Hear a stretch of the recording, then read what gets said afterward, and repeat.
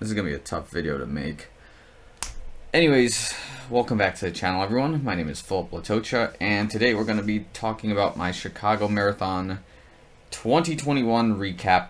I think approximately at least 8 hours after the race. So before we get into it, make sure you like the video, subscribe to the channel. If you're already continued to subscribe to the channel and you're watching the content, thanks so much. Love you guys a lot. I appreciate the support.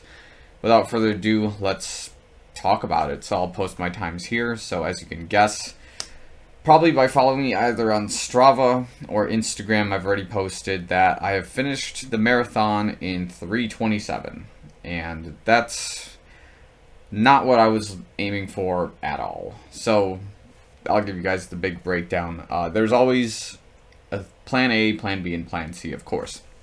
Plan A was to run a Boston qualifier, which to my understanding is something like 2:45 or 2:50. Obviously, that's going to be a long stretch. If I was going to have a phenomenal day, that was going to be the case. I would run that. Plan B, of course, was to run the sub 3-hour marathon as a natural progression to PR from my 2019 time, which was about 3 hours and 10 minutes.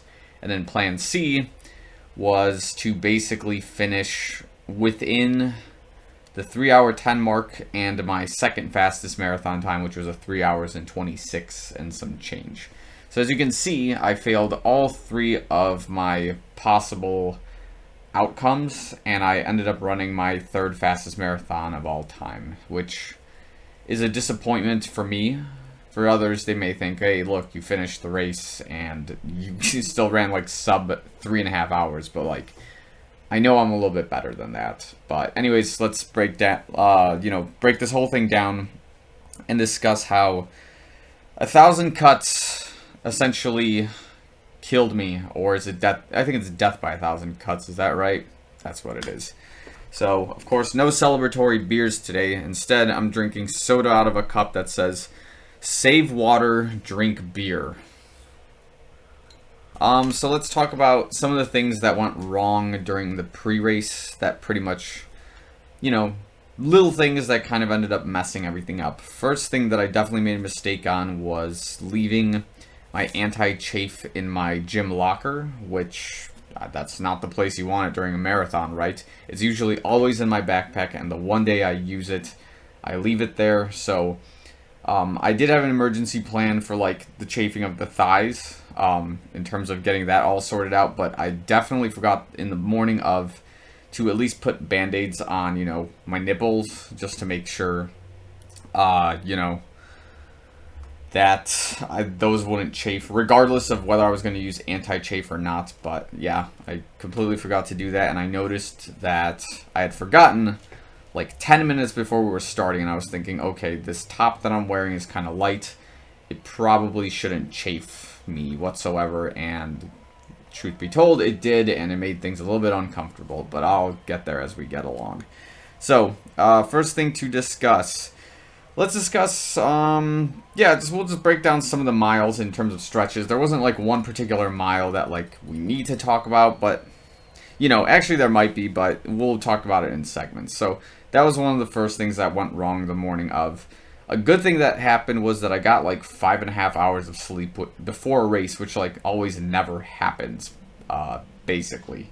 So I was really happy about that. I fell asleep at a reasonable time, woke up pretty well, kind of refreshed. Wasn't really stressed or anything for the marathon whatsoever, which I think is also a really good thing, a really good mindset at least. Because it just didn't feel like the race was actually happening still to me. It just, it was kind of, I haven't processed that quite yet. So that was pretty interesting for that case. Okay, so let's talk about the start of the race. If you were following me on either like some of the tracking apps or whatever, you're going to notice that in the first 6 miles, I blow a 6:20 pace right off the bat. And I knew probably by the 5K mark that this was a bad idea, and it was going to be something I was going to regret moving forward into the marathon. But I was feeling awesome running 6:20, and the game plan was to hang out with the 2:59:59 group, or the 3-hour pace group for Corral B. And for some reason, I just felt like they were really slow, and that group was so packed. I didn't want to get caught up at aid stations with them, so I wanted to stay a little bit ahead of them, but keep them kind of like within my range, so I knew how to essentially pace myself by looking back every so often to see where they were in retrospect. And I also thought that maybe there would be a group of Corral A people who were in front of us, kind of fallen back, who would like to kind of create a pack with me, just to stay a little bit ahead, and we can, work off one another, try to block some wind. And that strategy worked for a few miles when I was like, barking orders at people like, hey, come here, or like if somebody was falling off to the side, I would be like, come here, run next to me or something. So that was also something I was conscious of, and a lot of people I don't think were expecting that I was like, yelling at. They were just like, wait, what? Like, I'm running my own race. I'm like, the hell you are, like, come here, like, we're gonna try to break through this headwind as we were running north, because that got pretty messy for a little while. So for the first 10K, I believe my time here shows that I ran a 40:53, which is not like a fast 10K time for me necessarily. It's no PR, but it's definitely up there. That's a pretty fast time overall. So averaging pace was probably like 6:30, 6:40, and at this point I knew I have to tone it back. So I intentionally start slowing down a lot to about 7-minute, maybe 7:05 pace, just for that sub-3 group to catch up to me, because the Pacers made it adamantly clear they were going to start slow and then speed up and then take it off a little bit between like mile 20 to like 22, and then speed up again to make up time that we were going to lose on the final climb to the finish line off the Roosevelt Road Bridge. So that's what's going on between miles 7 and 13, is I pull back to about 7 minutes, 7:05, keep it nice and easy at this point in time, just kind of zone out a little bit and see if I can just keep it all together for this point. I'm not really feeling too sore at this point, but I know what I was doing in the first half of this race was going to hurt during the second half. Here's where, I guess, in light of all the things that have happened this particular race, I can say is hilarious and also good, is that I have a half marathon PR, which is the one thing I should not be talking about during a full marathon. I basically now have a half marathon PR of 1:28:41, and I also have a 20K PR, which I believe is reading as 1:23:51. So if that gives you any indication of something not to do for a marathon, is unless you haven't like run a race in a very long time and this is like your first race coming back, you probably should not PR during a half marathon. Or, sorry, you should probably not PR during a marathon at the half marathon point. That's like not good at all. At least for me it wasn't. But okay, moving on out of the good things that happened today. Basically, by a little bit after the 13.1 marker, a lot of people are starting to cluster back towards me, and I remember distinctly a guy saying, hey, the 3-hour pace group is right behind you, see if you can, move out of the way for them. So I'm thinking, okay, perfect. We're at the halfway point.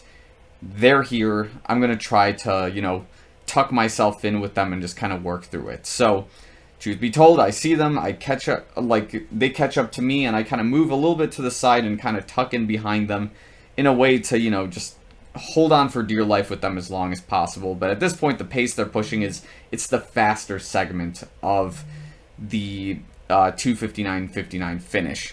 And what's happening now is I'm starting to fall apart because the first half of the race is starting to get to me. But I'm thinking, okay, as long as, I can continue getting nutrition and whatnot and take my gels accordingly, I can at least stay a little distance behind them and just, make up for lost time and catch up towards like mile 20 to 26. Because in my mind, I'm still thinking I'm going to have a fresh pair of legs at this point. But here's what's going on. So to preface what's going on next, kind of goes like this. It's a very hot day today, and it was a lot hotter than I would have hoped for it to be, and I was not very conscious about my nutrition on the fluid side whatsoever. So every time we had an aid station, I was definitely taking in fluids, but not a whole lot. And this was a problem because I was not taking enough fluids, and I made the exact same mistake during Ironman 70.3 Madison in 2019. And I'll explain to you the exact moment I knew that there was going to be a serious trouble during this race. But just moving on, like, we're at mile 14, we hit an aid station, and because the group is so large, taking nutrition at this point is almost impossible, and I'm thinking, okay, I need to stay a little bit farther back from this group if I'm going to take in nutrition, because, you know, the huge cluster of like 100 people, they all spread to all the aid stations, and I can't get anything because, you know, I'm not thinking about it this way. I'm thinking, okay, I'm able to grab nutrition pretty easily on my own, no big deal, but I didn't think about it when you're running with this big group, or at least I wasn't used to it by the time we caught up to, they caught up to me at like mile 14, for example. So, you know, we're plowing through mile 15, mile 16, they're still getting a little bit ahead of me. I'm starting to see things look more like a cinematic war zone at this point. So we're looping back in to the city from the second clover leaf of the course, I guess. And, you know, people are starting to really falter. I'm starting to see people walk.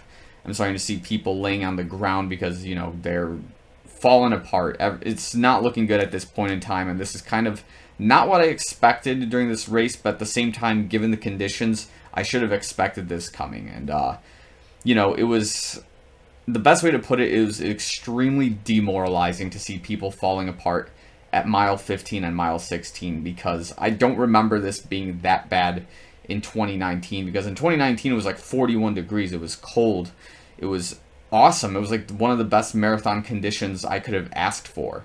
And yeah, no, I'm just watching people just starting to fall apart, and I'm thinking to myself, like, dude, I'm falling apart too. Like, am I next? Like, could I stop and end up like these guys too? And at this point, like, I make a really conscious decision at about mile 17 to stop, use the toilet, just to, you know, get some of the fluids out of my system, because I'm feeling that, you know, I gotta piss. And what happens at this point is, you know, I stop, I get into the porta potty, and I feel the exact same shock throughout my entire body that I felt at Ironman Madison 70.3. And the shock is indicative of, like, extreme dehydration, because everything just, you know, cramps up at about the same time. And at this point, I knew I was extremely thirsty, and I was not hungry at all. And this was a surefire sign that I'm falling apart. And I think at this point, this was the second confirmation during my race, minus the 10K point. This is mile 17 now, where I'm like 100% sure that my race is essentially over, that any hopes and dreams of breaking the sub 3-hour marathon today was not going to happen. I was just going to have a very long day from this point. So the last 10 miles were just going to be just trash. And yeah, truth be told, it just turned into a run walk from there for basically the remaining 10 miles, but kind of the breakdown in between there, at about mile 19 and a half, I see one of my coworkers, you know, he's cheering me on from like the sideline, because, you know, it's a run walk thing, and I hear somebody just like clapping and yelling while we're in this certain section of Pilsen. And, like, I look over and, you know, I see my coworker, and I'm like, oh, God, like, I cannot look like a wuss in front of this guy. I gotta step it up. And, you know, this is, like, of course, the good, you know, moralization of having people yelling and screaming for you is, like, if you recognize faces, you get that sudden burst of energy. And I had enough energy from 19 and a half to about mile 20 and a half to, like, sustain what felt like an 8:30 pace. So it was a good thing that happened, and, you know, he's obviously posted a picture to, like, our work chat, and it just, yeah, you know people are good characters when they see you, like, in a low place, but they still manage to, like, sell you off as this really positive being, you know. So that's, well, I guess the concept is, like, they're bringing you up. I guess that's the way I want to word it. That, yeah. Anyways, I digress. But yeah, it was getting pretty bad at this point, but there were spurts of inspiration and some second wind that I was able to get, mostly because every aid station I decided to walk them. I decided to be more conscious about the fluid that I was drinking rather than taking little sips of Gatorade, little sips of water. I would, like, consciously try to take 2 cups of water or, like, 2 cups of Gatorade and, like, rinse my mouth with water. And I was starting to feel like I was reinvigorated, and I was starting to slowly come back at this point. So again, the marathon is still at this run-walk phase, as you can imagine, from miles 20 to 26.2. But of course, there's some people I now see on the course that I recognize from, like, high school, or, like, if I saw my dad at mile 25, that was really awesome. It did kind of help me to continue keep going. But of course, now as I'm taking in fluids, my pace is starting to come back. I'm starting to feel a little more reinvigorated because the mass dehydration I was experiencing really, it was a serious problem, and I didn't think about how serious it was at the time until after the race, when I was thinking like, man, I crashed and burned and I hit the wall, and then the wall took a newspaper, rolled it up, and then slapped me in the back of the head with it. Like, I was in a seriously bad spot at about, you know, the halfway point until the very end of the race because I was not thinking about the nutrition properly. And like I said, it was bad enough where I brought 4 gels with me and I can only take 2 of them. I knew if I was going to take the 3rd gel, I was probably going to puke it out. Like, there was no question about it. I didn't feel hungry. I just wanted to keep pounding whatever Gatorade they had on the course. And there was no quenching of my thirst for Gatorade on the course. And eventually there was, and that was when I was able to start picking up the pieces and start rolling again. And that was probably like after, you know, the 35 or 40K mark, depending on where it shows on this chart. But it was, man, it was rough. Like, the nutrition definitely failed on that front for me. And yeah, it was definitely not good. But yeah, I mean, I did finish the race in 3 hours 27 minutes. And it is what it is, you know. I can't win them all. I'm going to tell you right now, like, this 2021 season, from start to finish, with every race that I've had, like, they were phenomenal. You know, I'm winning races, I'm making mass breakthroughs, huge PRs in some things, and like, winning was basically coming very easily to me during all of these races. And you know, this is the Chicago Marathon for a lot of Chicago runners is like the WrestleMania of our season, and this is the year that I flop really badly. And you know, it's, I mean, what can I say, right? Like, I apologized on Strava because, yeah, I feel like I let some people down on that end of things because, you know, I had this awesome build-up. People were able to predict that I could run a 2:45, and I thought to myself for sure, like, yeah, maybe I can. And it just, you know, it fell apart, and I missed that goal by, you know, a full 30, 40 minutes. And then, of course, not being able to do the sub 3 and losing 30 minutes on that for sure was not great at all. So, the marathon is, you know, everything flips on a dime. And on the marathon, more often than most races, that's going to be a race where one little thing gone wrong can cost you the entire race. And there was like 1,000 little things that went wrong, and obviously a few major things, but that's pretty much what cost the race for me at this point. And yeah, I got my short and middle distance and Olympic triathlon race plans pretty sorted out. I can do very well during those races, going fast, being concentrated, not having to worry about nutrition. But when we're talking about longer things like a marathon or maybe even a half marathon, like, I got to go back to the drawing board. It's been 2 years since I've run like an official marathon, and as you can tell, it just, you know, there's a lot of planning I need to do. I got to just take a step back from the marathon race and just reassess what I can fix to, you know, break the 3-hour barrier, to start PRing once again, because I'm taking a nosedive in my marathon running career as of right now, where I've had this gradual build since 2016, this high point in 2019. We lose the year in 2020 where I do a virtual that doesn't really count, and then I nosedive back to a 2018 fitness in the marathon. So yeah, that's, I guess, where we're leaving this video. It's back to the drawing board. The running season is not over for me. There's a couple of races that are still coming up. Nothing long, like 10Ks, maybe a 15K, some turkey trots.